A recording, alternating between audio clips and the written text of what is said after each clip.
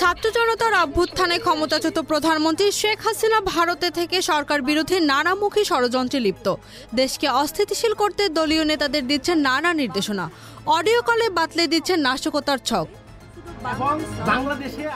এরই ধারাবাহিকতায় এবার হাসিনার নির্দেশনা বাস্তবায়নে দিল্লি থেকে ঢাকায় ফিরে সরকার উৎখাতে ষড়যন্ত্র নামে আওয়ামী লীগের দুই নেতা, যদিও শেষ পর্যন্ত রক্ষা হয়নি তাদের।